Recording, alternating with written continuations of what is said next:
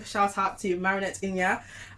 Big shout out to her. She's from Cameroon, living in Dubai, and she danced to our traditional songs. So big up to her, everybody. Oh, sit,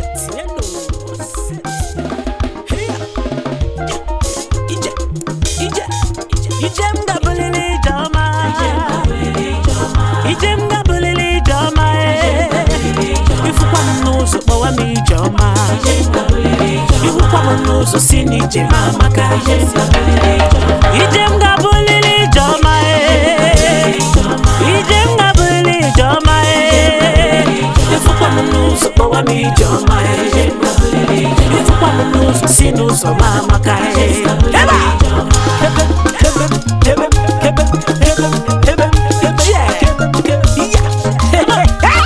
asimnaga dirunu namae oga dirunu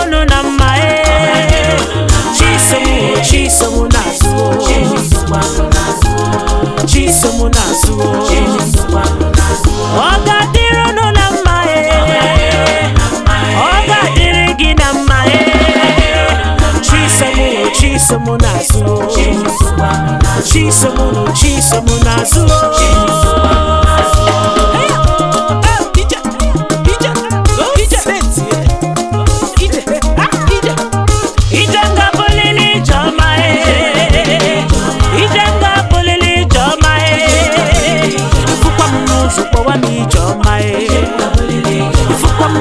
Sini jema makae ijenga bulili jamae ijenga bulili jamae ifukwa munuzo bawa mi jamae ifukwa munuzo sinu so makae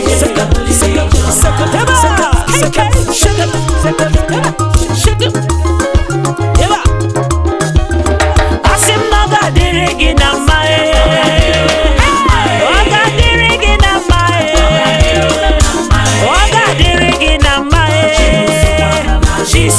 Chisomunazu asimnaga dirigi na mae asimnaga dirigi na mae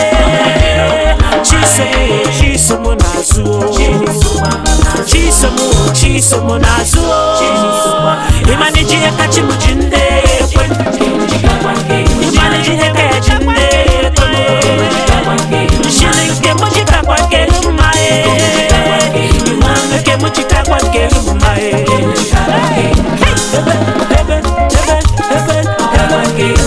wasa kwa tuwana ihe mujika kwake mapana na kwage wa mu ke mujika kwake wasa kwa kawe wu ihe mujika kwake ihe mujika kwa mae mali chineke dine ka mae ke chinyere ka kwa mae eden serebe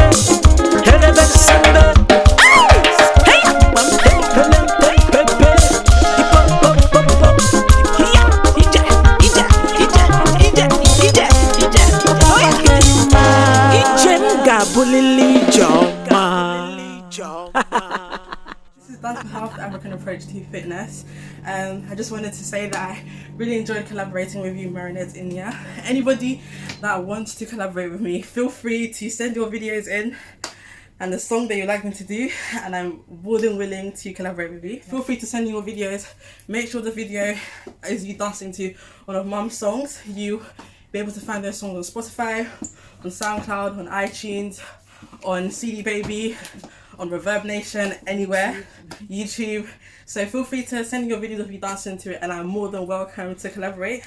So don't forget to send your videos, guys. And yeah, also a massive shout out to Marinette Inya for sending her video all the way from Cameroon.